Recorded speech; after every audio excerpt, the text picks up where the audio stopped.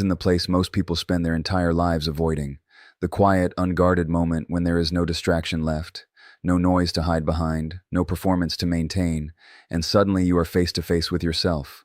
Not the version of you that smiles in public, not the version of you that knows what to say, but the version of you that remembers everything you tried to forget. Your pain does not introduce itself loudly. It waits. It lingers beneath your reactions, beneath your triggers, beneath the moments you overreact or completely shut down. And most people mistake those reactions for personality.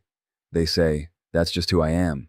But it isn't who they are, it's what they never processed. To become a deep empath, you cannot keep running from that truth, because every time you avoid your own pain, you lose the ability to truly understand someone else's. You might hear their words, but you will filter them through your own unhealed wounds. You might try to help, but your help will be shaped by your need to escape discomfort. So instead of meeting them where they are, you pull them toward where you feel safe. And that is not empathy, that is projection. Real empathy demands something far more uncomfortable. It asks you to stop turning away when it hurts, to sit still when every part of you wants to distract itself, to feel what rises up without immediately trying to fix it, numb it, or explain it away. Because pain that is not felt does not disappear. It transforms, it becomes anxiety, it becomes control, it becomes the need to be liked, it becomes the fear of abandonment, it becomes the voice in your head that tells you you're not enough. And then you carry that into every relationship, every conversation, every moment of connection. So when someone shares their pain with you, you don't just hear them, you react. You react from your own history, from your own unresolved grief, from the parts of you that were never given permission to exist. And without realizing it, you make their pain about you. This is why so many people believe they are empathetic, yet leave others feeling unseen. Because empathy is not about how much you feel. It is about how clearly you can see. And clarity only comes when you are no longer blinded by your own avoidance. Facing your pain is not dramatic. It is not a one-time breakthrough. It is a quiet, repetitive act of honesty. It is noticing when something inside you tightens and choosing not to look away. It is recognizing the moment you feel rejected and asking yourself what that feeling is connected to. It is hearing the voice that criticizes you and tracing it back to where it first began. This is the work most people never do, because it strips away illusion. It takes away the comfort of blaming others for everything you feel. It removes the escape routes you've relied on for years, and what's left is responsibility. Not blame, responsibility.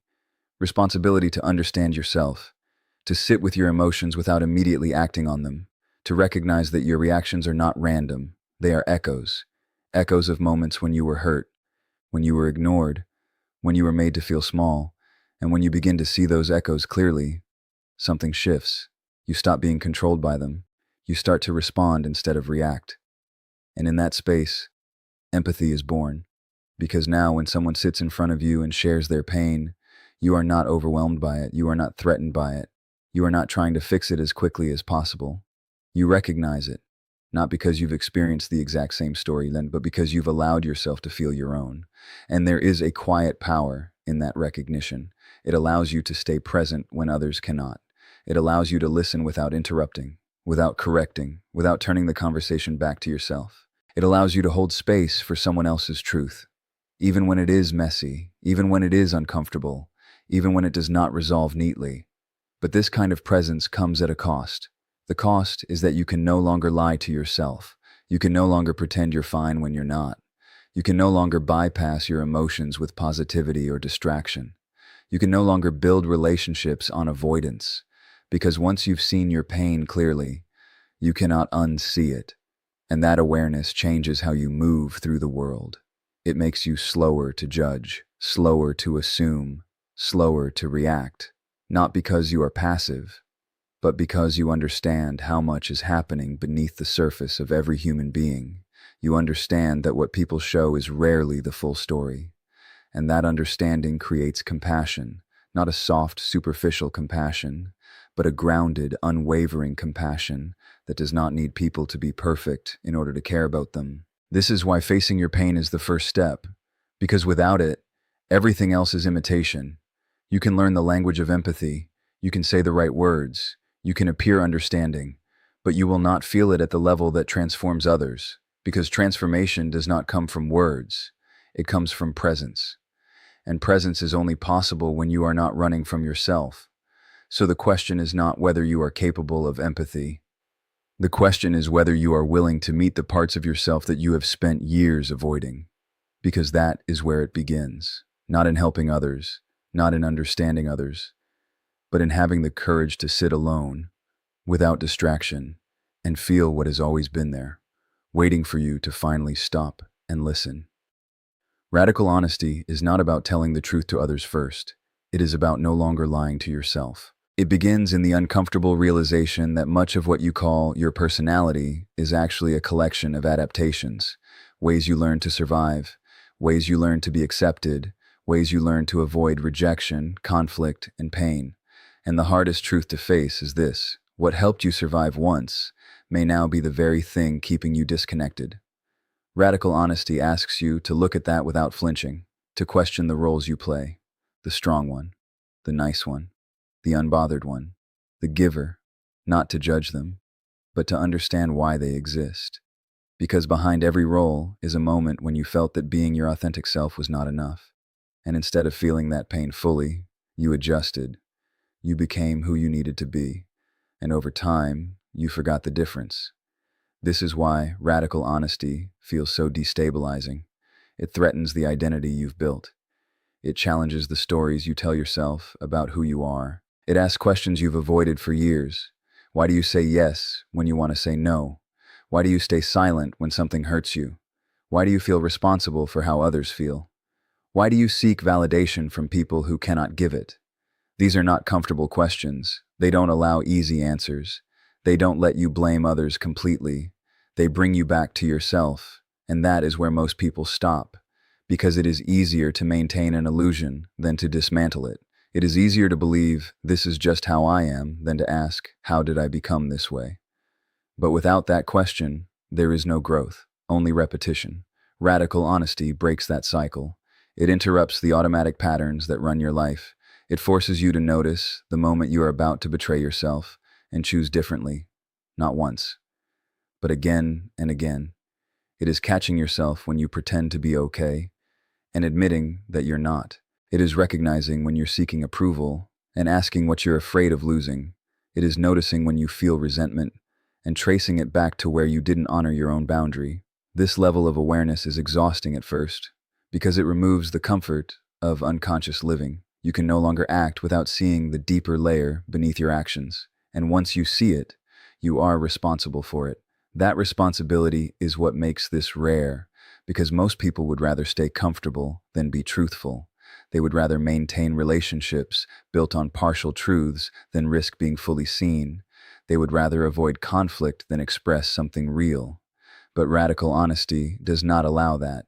It asks you to choose truth over comfort, even when the cost feels high. And the cost can feel very real. You may outgrow relationships that only functioned when you were pretending. You may disappoint people who benefited from your silence. You may feel alone in moments where honesty creates distance instead of connection. But what you gain is something far more valuable. You gain integrity, the alignment between what you feel, what you think, and how you act.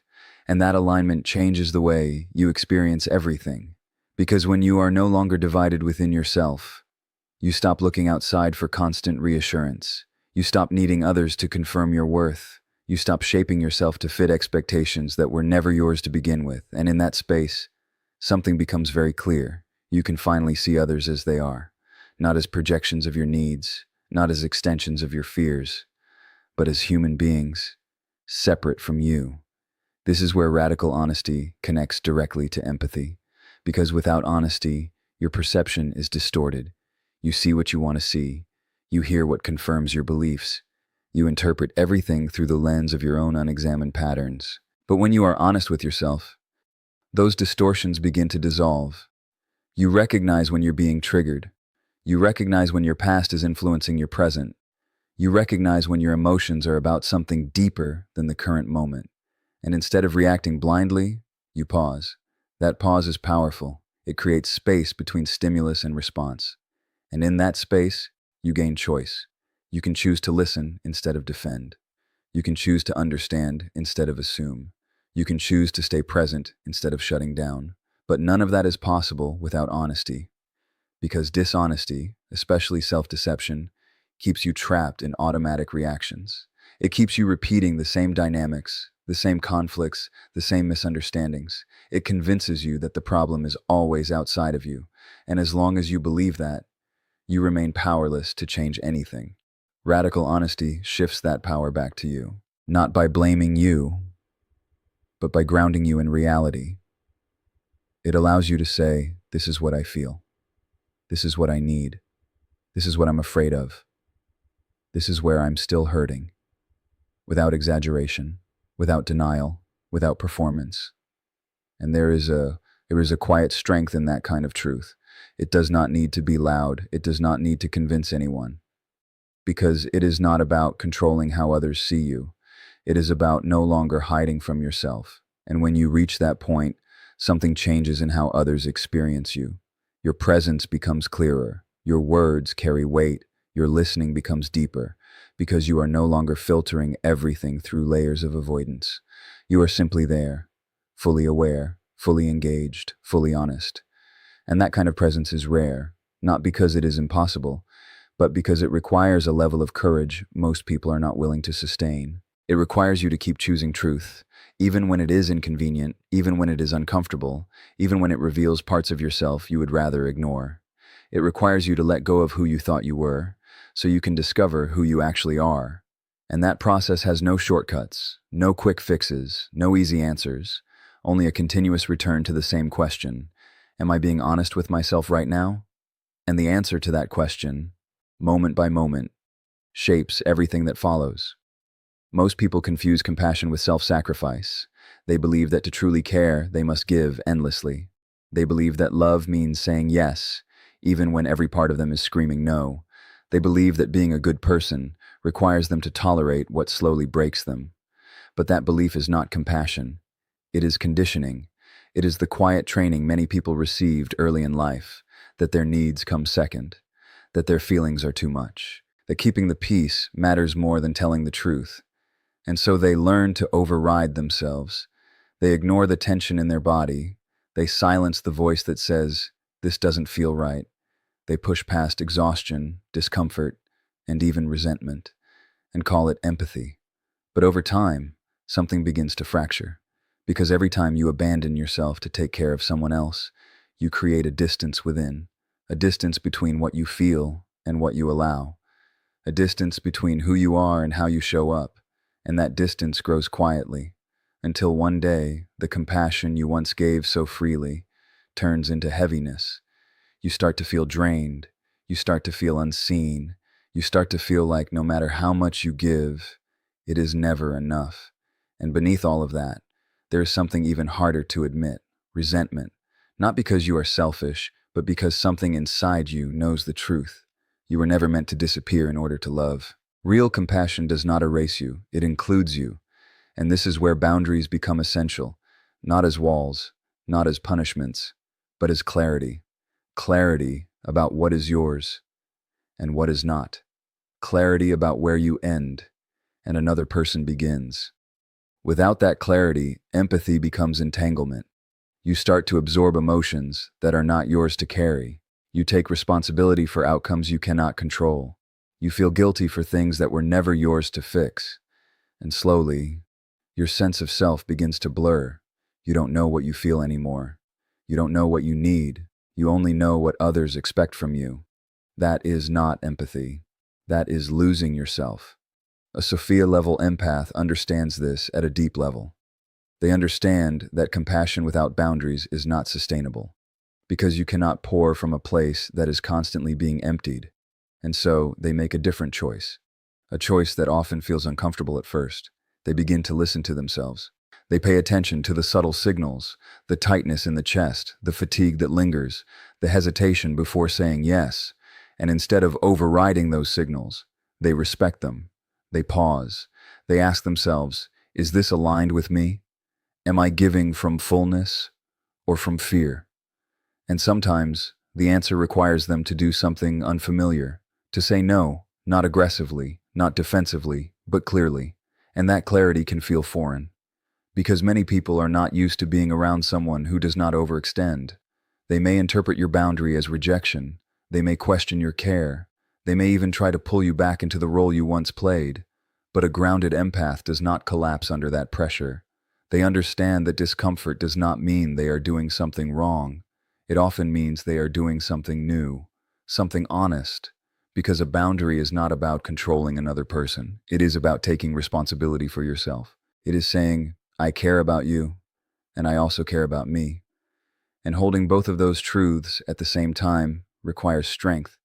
It requires you to tolerate the possibility that someone may not like your boundary, that someone may misunderstand you, that someone may walk away. But what you gain is something deeper than approval. You gain self-respect, the kind that comes from knowing you are no longer betraying yourself to maintain connection. And that changes the quality of your relationships, because now, the connections you build are not based on overgiving. They are based on authenticity. You are no longer showing up as who others need you to be. You are showing up as you are. And that allows others to do the same. This is where compassion becomes powerful, not because it is endless, but because it is grounded. You are able to listen without absorbing, to support without rescuing, to care without controlling. You understand that someone else's pain is real, but it is not yours to carry. You understand that you can be present for someone without losing your center, and that presence is far more healing than overextending, because when you overextend, there is always an unspoken expectation, a quiet hope that your effort will be recognized, reciprocated, or appreciated. And when it is not, something inside you tightens. But when your compassion is grounded in boundaries, there is no hidden transaction. You give because you choose to, not because you feel obligated. You stay because you have the capacity to, not because you are afraid to leave. And that freedom transforms everything. It removes the weight from your empathy. It allows you to be with others without losing yourself in them. And perhaps, most importantly, it models something many people have never experienced, a way of relating that is both open and self-respecting, a way of caring that does not require self-abandonment, a way of loving that does not come at the cost of your own well-being. This is why it is rare, because it asks you to unlearn patterns that may have defined your entire life. It asks you to let go of the belief that your worth is tied to how much you give. It asks you to trust that you are still enough, even when you are not overextending. And that trust does not come instantly. It is built slowly. Through each moment you choose to honor yourself. Through each boundary you set with clarity. Through each time you resist the urge to disappear for the sake of connection. And over time, something shifts. You no longer feel the need to prove your compassion. You no longer feel responsible for everyone's emotions. You no longer confuse exhaustion with love. You begin to understand that real empathy is not about how much you can tamel, but about how fully you can remain yourself while being present with another human being. There is a subtle but life-altering difference between carrying pain and becoming it. Most people don't notice when the shift happens. At first, pain is something that happened to you, a moment, a wound, an experience that hurt, confused, or overwhelmed you. But when that pain is not processed, it doesn't stay in the past. It begins to shape how you see yourself, not consciously, quietly.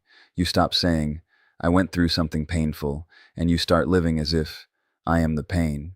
It becomes your lens, your identity, the silent definition behind your choices, your reactions, your relationships. And once pain becomes identity, it is no longer something you can heal, because you don't let go of who you believe you are. This is where many people get stuck, not because they are weak, but because their pain has become familiar. It gives them a sense of meaning, a sense of explanation, a way to understand why they feel the way they feel. If I was hurt, then it makes sense that I don't trust. If I was rejected, then it makes sense that I keep my distance. If I was overlooked, then it makes sense that I feel invisible. And these narratives are not wrong. They are rooted in truth, but they are incomplete. Because when you hold on to pain as identity, you unknowingly limit what is possible beyond it. You begin to expect the world to reflect your wound. You anticipate betrayal. You anticipate abandonment. You anticipate being misunderstood, and without realizing it, you start to live in a way that reinforces those expectations, not intentionally, but protectively. You close off before someone can hurt you. You withdraw before someone can leave. You stay guarded, even when connection is possible. And then when those patterns repeat, it feels like confirmation. See, this is just who I am. This is just how life is. But it is not who you are. It is what has not yet been transformed. A Sophia-level empath does something different. They do not deny their pain. They do not minimize it. They do not pretend it didn't matter. They face it, fully. Not just the story of what happened, but the emotional imprint it left behind. They allow themselves to feel what was once too overwhelming. The grief that had no space, the anger that was never safe to express, the fear that stayed locked in the body. And this is where transformation begins, not in thinking about pain, but in experiencing it consciously. Because pain that is fully felt begins to move. It no longer stays frozen in the past. It begins to release its hold on the present, and in that process, something unexpected emerges. Clarity. You begin to see your past not just as something that hurt you, but as something that shaped your perception. You begin to recognize the patterns that formed around it, the beliefs that grew out of it, the ways you adapted in order to survive. And instead of being unconsciously driven by those patterns, you start to understand them. This understanding is what turns pain into wisdom. Wisdom is not the absence of pain. It is the integration of it. It is the ability to look at your past and say, "This affected me, but it does not define me." It is the ability to recognize your triggers without being controlled by them. It is the ability to feel deeply without being overwhelmed. And most importantly, it is the ability to remain open, even after being hurt. That is what makes it rare, because staying open after pain requires immense courage. It requires you to resist the instinct to close off, to resist the urge to protect yourself by disconnecting, to trust that you can experience life fully without losing yourself in it. And that trust is not naive. It is built through experience, through realizing that you can feel pain and still be okay, that you can face difficult emotions and not be consumed by them, that you can revisit your past and not be trapped in it. This changes how you relate to others, because now, when someone shares their pain with you, you are not just reacting to it.